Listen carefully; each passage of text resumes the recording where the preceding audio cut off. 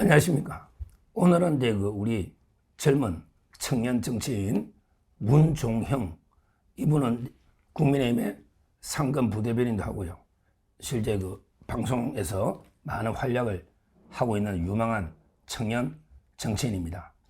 이분이 미국 서던 캘리포니아 대학의 경영학과 학사고, 또 이제 자산 운용 이런 이제 경제 전문가입니다.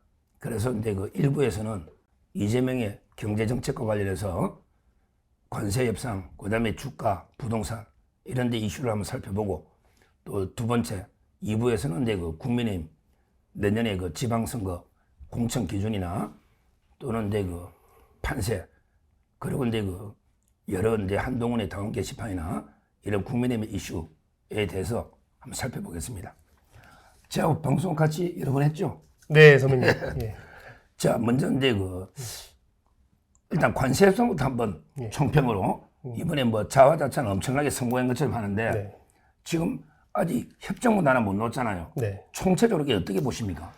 기본적으로 이번에 관세 협상 같은 경우는 정말로 안고 없는 찐빵이라고 보고 있습니다. 우선은 이 협상 자체가 대통령실과 이재명 정부가 주도했다 보다는 기본적으로 우리 기업인들, 정의선 회장, 이재용 회장 이런 사람들이 필두로 해서 실무적인 협상을 했다고 저는 봅니다. 왜 그러냐면 아직도 며칠 전에 있었던 관세 협상에 대한 팩트시트나 정확한 합의문이 나오지 않고 있습니다. 그렇기 때문에 애초에 우리가 지금 관세 협상에 대해서 논평조차 하기 굉장히 시기상조다 이렇게 보고 있고요.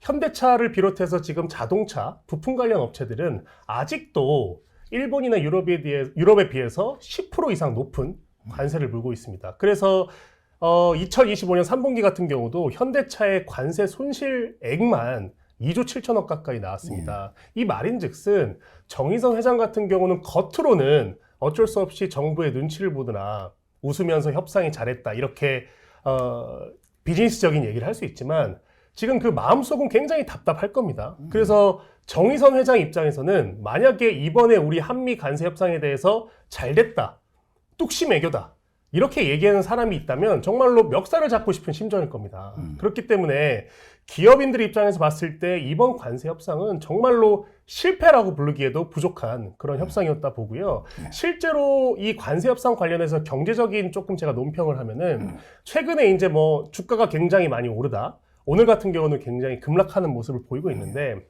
이재명 정부가 마치 코스피랑 코스닥 주가가 오르는 것을 본인들의 치적으로 굉장히 삼고 있습니다. 하지만 이것은 전혀 사실이 아닙니다. 기본적으로 주가가 오르는 것은 유동성, 지금 시장에 풀린 자금이 워낙 많기 때문에 이 유동성을 기반으로 오르고 있습니다.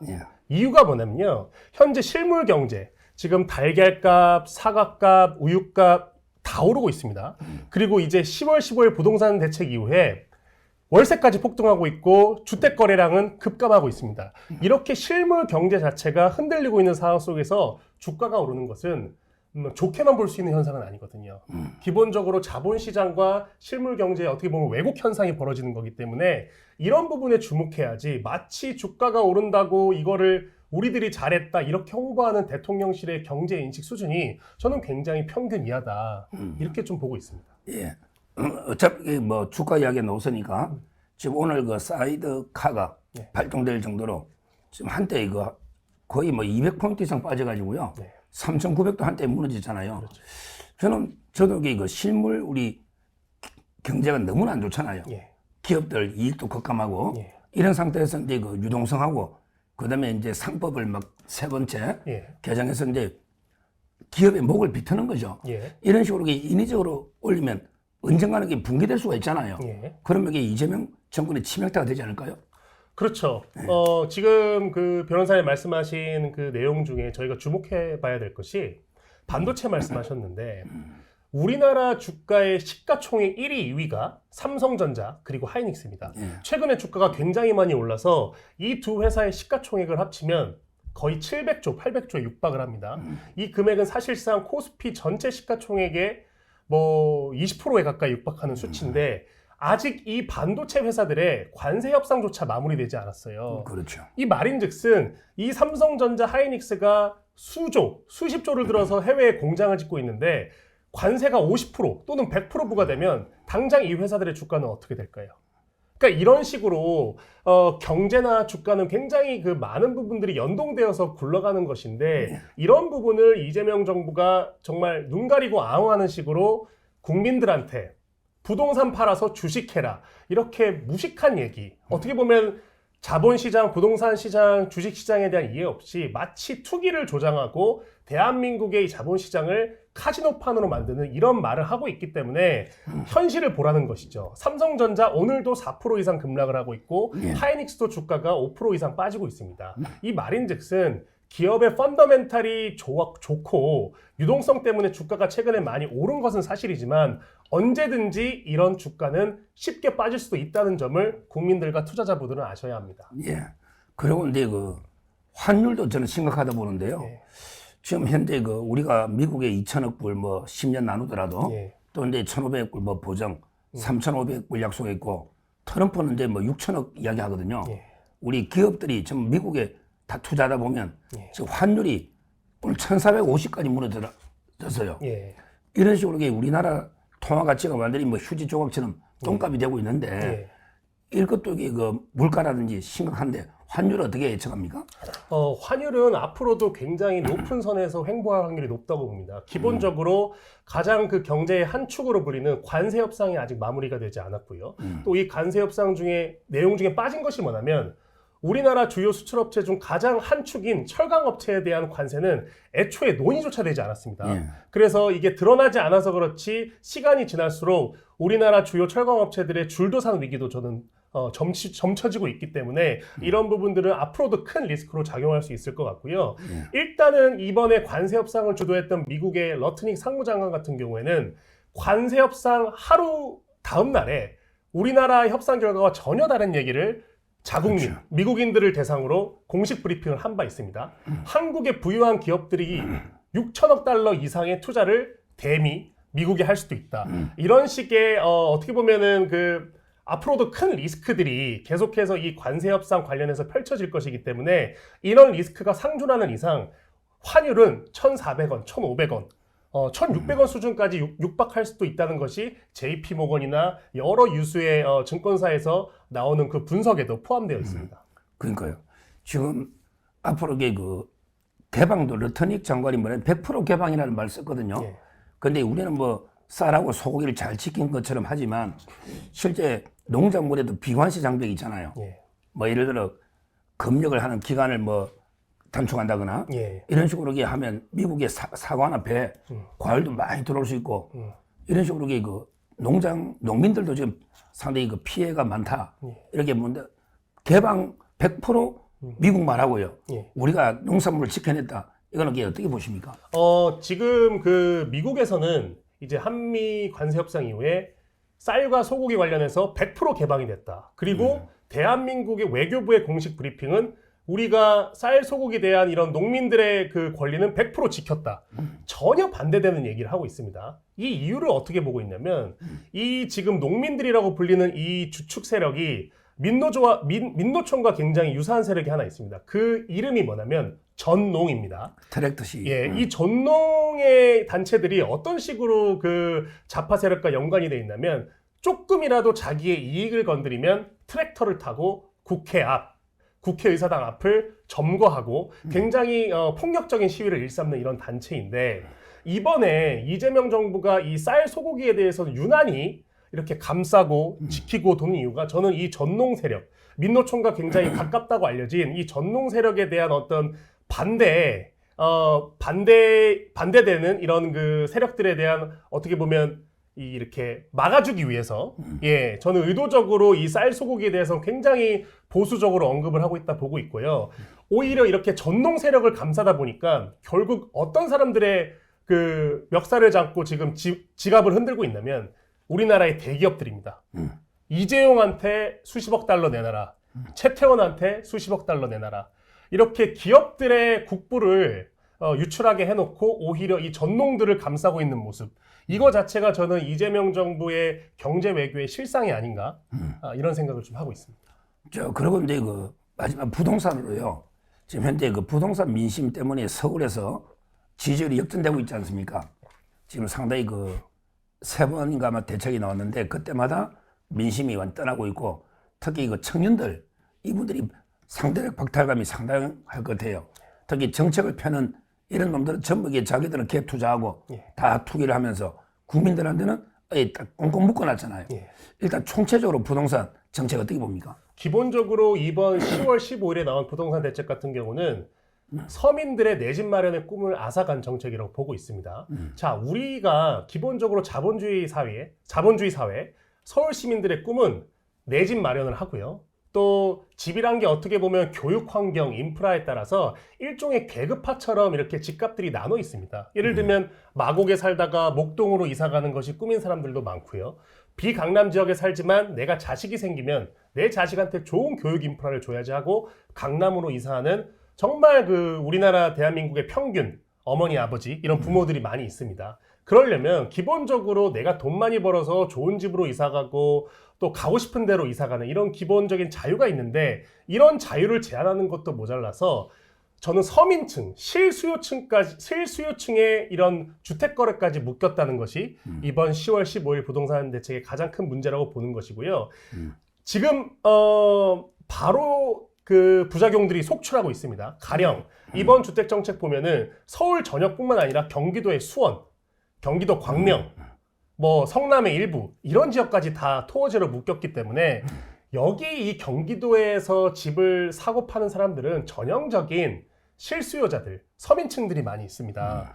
이런 분들까지 지금 토어제로 묶인 상황 속에서 어디 집값이 폭등한다면요. 강남 상구의 집값은 계속 올라가고 있습니다. 최근에 이 10월 15일 부동산 대책 이후에 계속해서 신고가가 속출하고 있습니다. 반포, 압구정, 서초 이런 곳에서는 아랑곳하지하고 신고가가 속출하고 있는데 이 효과가 어떻게 풍선 효과를 가져오냐면 기본적으로 우리나라 부동산의 집값을 흔드는 곳은 강남 상구입니다. 왜 그러냐면 일종의 이 키 맞추기를 하는 거거든요. 시간차는 있지만 부동산이라는 것이 신고가가 나오고 또 그게 실제 그 주택 거래가로 이제 국토부에 신고가 되면 자연스럽게 한강벨트라고 불리는 마포, 용산, 성수 같은 지역이 그 갭을 좁히거든요.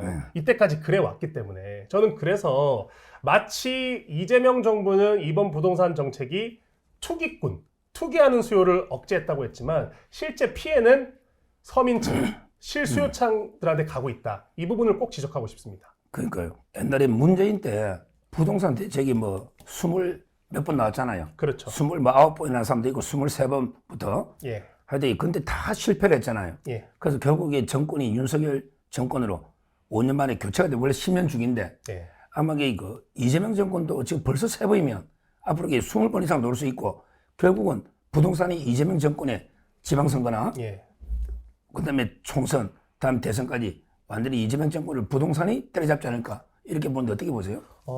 지금 그 말씀에 100% 공감하고요. 우리가 요즘 내란 특검이라는 이름으로 실체도 없는 범죄에 대해서 지금 정부가 강력하게 수사를 하고 있잖아요.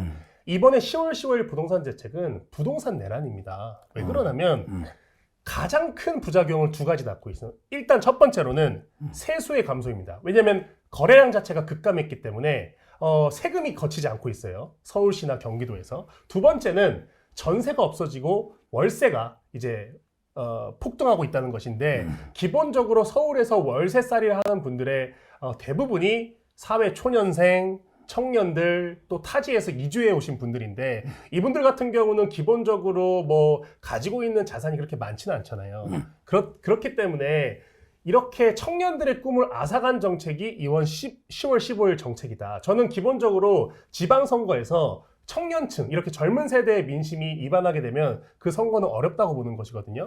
그렇기 때문에 이번에 지방선거, 특히 서울시 같은 경우는 이미 맘카페나 청년들 사이에서 정말로 자본주의 그러니까 자유시장주의 사회에선 있을 수 없는 정책이다. 정말 좌파식 사회주의 정책이다. 이런 말들이 많이 돌고 있기 때문에 저는 민심의 이반이 굉장히 클 거라고 보고 있습니다.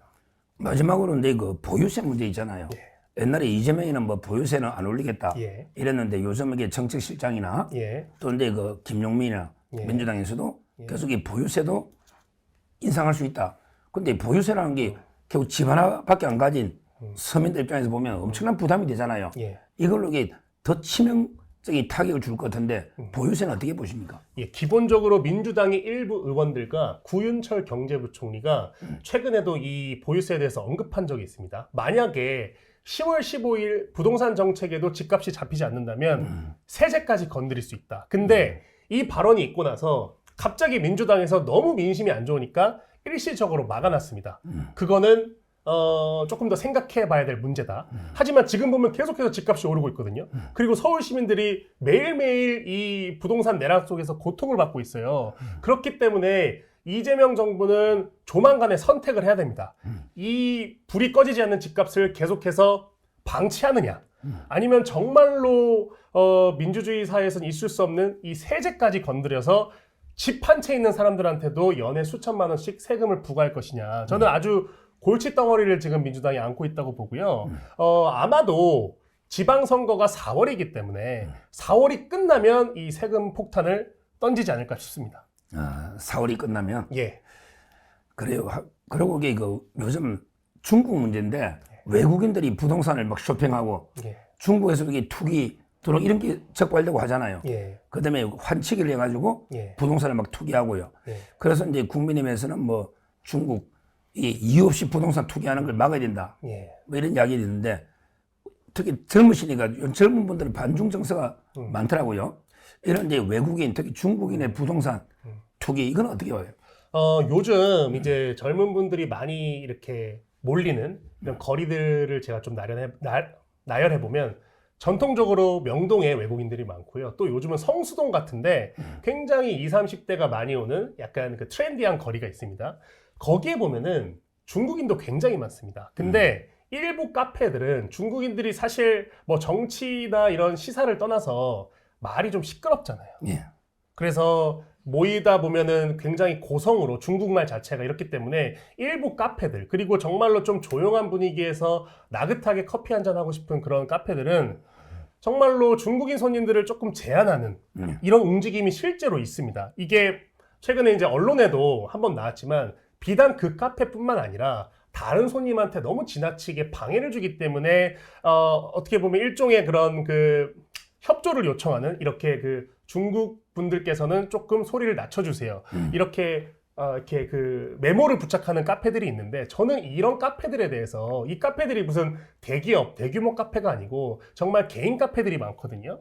정말로 우리 업장에 방해와 데미지가 있는 중국 손님들에 대해서 막고 싶다. 이런 순수한 이런 요청에 대해서 정부가 개입해서 이거는 외국인 차별이다. 이렇게 개입하는 것 자체가 저는 이거는 정말 논의해봐야 될 문제다. 지금 신세계백화점 본점이나 이런 명동 쪽의 백화점 가보면 정말 7, 8층 식당가에는 중국인들만 바글바글 합니다. 그리고 저도 개인적으로 며칠 전에 식사를 하다가 이게 한국인가 중국인가 하는 정말 생각이 들 정도로 중국인들이 많은데 오히려 이렇게 중국인들이 몰려오는 상황 속에서 한국인들, 대한민국의 정서에 맞는 그 외국인에 대한 어떤 규정이나 이런 조례들이 마련돼야 되지 않나 그런 생각을 함께 했습니다. 예. 그런데 결론적으로 정리해 보면 관세 협상은 뭐 최악의 굴욕이고요. 그렇죠? 그다음에 그 부동산도 지금 최악이고 예. 주식 하나가 이게 약간 올라서 자랑했는데 이것도 이게 오늘 허무하게 무너질 수 있고 예. 상당히 위험하다 이렇게 저는 보고요. 예. 결국에 뭐 경제의 좌파 정책이 우리나라 경제를 완전히 망치고 있는 게 아닌가 이렇게 보는데 한번 총평을 한번 해주시죠. 경제 정책에 대해서 이재명 정권. 제가 물을 한 잔 먹어야 될 것 같습니다. 이재명 정부의 경제 정책을 얘기하려니까 갑자기 목이 타는데요. 저희가 여야를 할 거 없이 또 뭐 민주당, 보수당 할 거 없이 기본적으로 대한민국에서는 열심히 일해서 돈을 많이 벌면 윤택한 삶을 누립니다. 이것은 누구도 부정할 수 없는 사실입니다. 근데 이번에 이 10월, 10월에 나온 이 토허제 그리고 대통령이 당선되자마자 코스피 5천 간다. 집 팔아서 주식을 사라. 이런 식의 논평을 하는 시대가 왔습니다. 저는 기본적으로 경제란 것은 시장 원리의 100% 시장 원리에 따라서 돌아갑니다. 우리나라는 그런 나라예요. 근데 민주당과 이재명 정권이 들어서고 나서 이 기본 원칙들이 계속해서 무너지는 것 같아요. 제가 말씀드린 기본 원칙은 시장의 순수한 이 작동 원리. 인간의 순수한 본능, 더 좋은 집, 더 많은 자본을 가지고 싶은 이 인간의 순수한 본능에 대해서 자꾸 인위적인 정책과 세제가 대립하고 있다. 저는 그래서 이 기본적인 기조 전환이 없이는 앞으로 수많은 대한민국의 어떤 저항에 이재명 정권의 정책이 부딪힐 것이다. 그리고 우리가 이럴 때일수록 우리가 가진 부동산 자산 또 시장주의에 대해서 강력한 목소리를 내야 됩니다. 아니 서울의 모든 지역을 토어제로 묶는 게 웬 말입니까? 지금 이사를 가시려면 사시고 있는 구청, 행정구역에 허가를 받아야지 이사를 할 수 있습니다. 이 말은 기본적으로 부동산 자산의 인식에 대한 전환이 필요한 시점이다. 이 인식 전환이 없으면 저는 강남 상구 집값이 먼저 오르고요. 지금 토어제가 이제 적용이 안 된 일부 지역들이 있습니다. 동탄이라든지 이렇게 신혼부부들이 많이 사는 이런 지역들도 앞으로 굉장히 많은 폭등이 있을 것이다. 그러면 서울에 적을 두고 있는 수많은 사회 초년생들, 신혼부부들 이런 실수요층이 큰 타격을 입을 것이라고 보고 있습니다. 예. 그런데 이거 경제에 대해서 해박한 지식으로 말씀 잘 들었고요. 이제 2부에서 국내 정치 이슈에 대해서 한번 살펴보겠습니다.